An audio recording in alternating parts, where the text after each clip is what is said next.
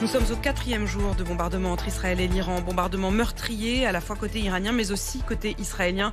Bonjour Joshua Zarka. Bonjour. Merci d'être avec nous ce matin et d'avoir accepté de répondre à mes questions. Vous êtes l'ambassadeur d'Israël en France. Première question, quel est le bilan de la nuit qui vient de se passer et quelles ont été les cibles des bombardements iraniens d'abord côté israélien? Le bilan exact, c'est encore en train de se développer parce qu'il y a encore des gens sous les ruines. Nous parlons maintenant de 5 morts de cette nuit. Et non seulement cela, mais les cibles, clairement, sont seulement des cibles civiles. Et les Iraniens font exprès de cibler seulement des civils. On parle de bâtiments dans différentes villes d'Israël, que ce soit à Haïfa, que ce soit à Jérusalem, pas à Jérusalem, pardon, à Tel Aviv ou dans d'autres villes.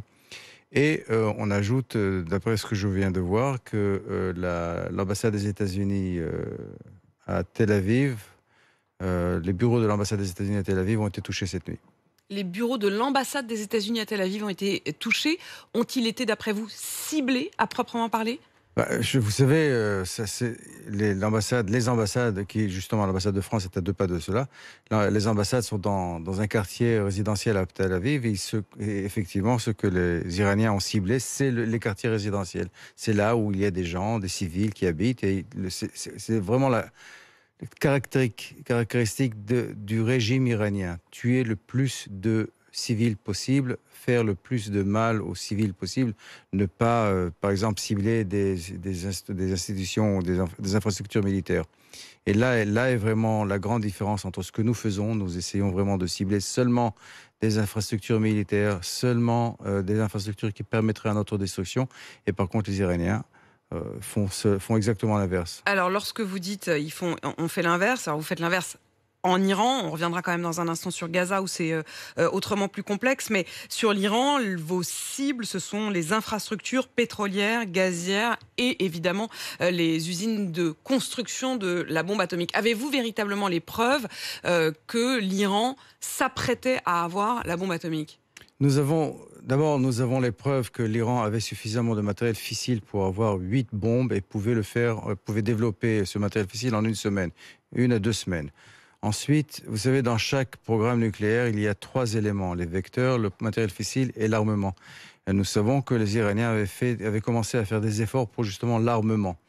Et ensuite, vous savez, nous sommes en guerre avec l'Iran depuis presque 2 ans. L'Iran a tiré 350 missiles et 180 missiles en 2 différentes occasions contre mon pays. Et l'Iran a annoncé, ou annonce depuis la révolution, sa détermination à détruire Israël, à tuer tous les Israéliens.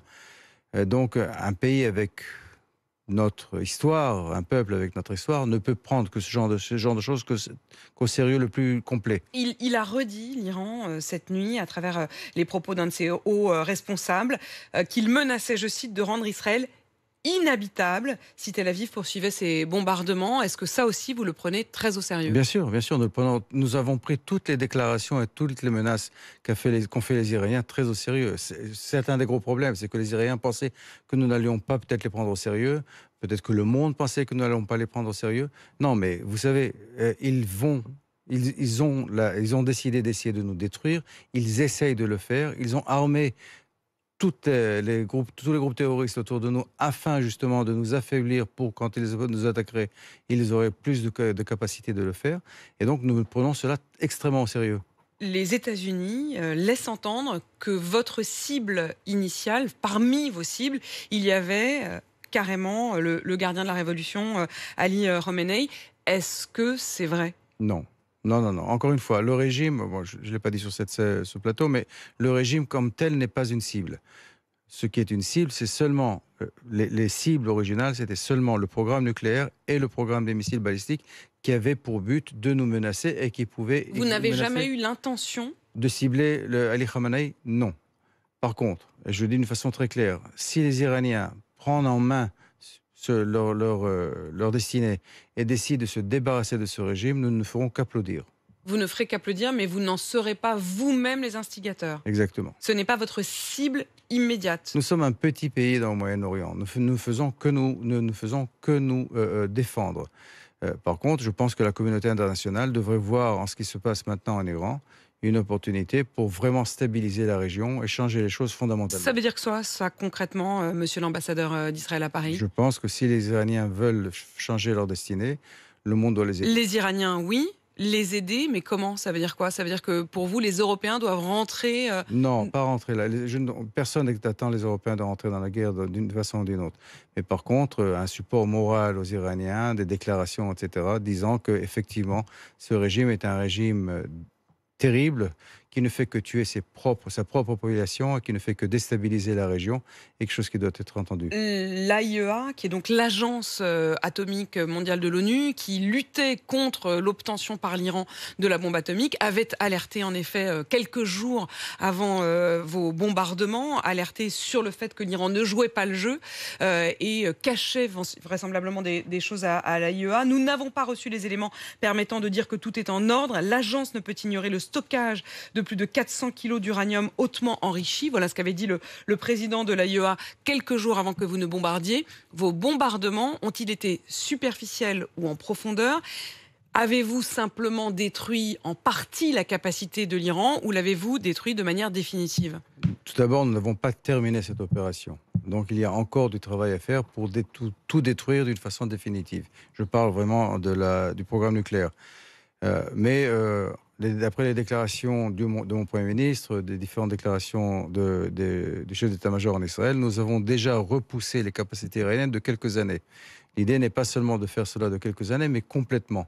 Ce que vous êtes en train de nous dire, monsieur l'ambassadeur, c'est qu'il faut s'attendre à ce que les prochains jours, les bombardements tels qu'ils ont eu lieu sur l'Iran continuent, voire même s'intensifient? Tout à fait. Pourriez-vous utiliser, ou avez-vous déjà utilisé, la fameuse bombe, méga-bombe américaine qui permet d'aller en profondeur? D'abord, je ne vais pas rentrer dans les questions opérationnelles, mais non, voilà, je m'arrête là. Je ne vais pas rentrer dans les questions opérationnelles.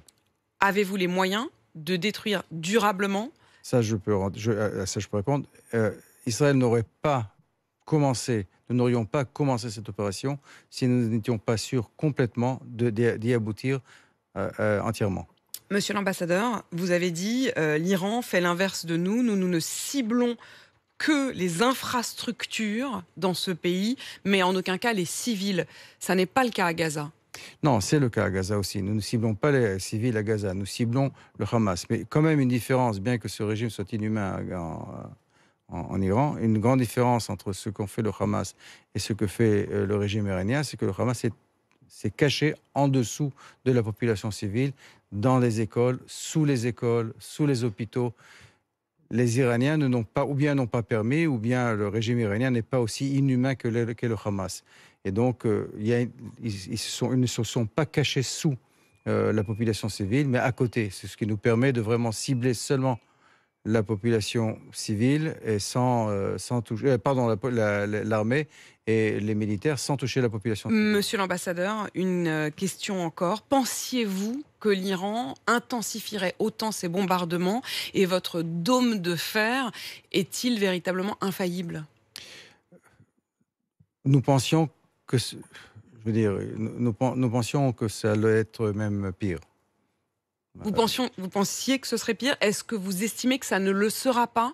Est-ce que vous vous dites peut-être que l'Iran garde en quelque sorte en réserve des missiles qui lui permettraient d'intensifier encore dans les jours qui viennent? Je pense que le plus dur est encore devant nous. Le plus dur est encore devant vous, dites-vous? Devant nous, effectivement. Mais n'oublions pas, nous continuons d'opérer. Dans nos opérations, ce n'est pas seulement le programme nucléaire iranien, mais c'est aussi le programme balistique iranien. Et donc, plus ils tirent, et plus nous distribuons, nous répliquons et nous touchons leur programme balistique, et moins ils ont de munitions et moins de missiles pour tirer contre nous. Merci beaucoup, monsieur l'ambassadeur d'Israël à Paris, d'avoir accepté de répondre à mes questions ce matin sur RMC. Joshua Zarka, merci à vous, il est 7h51.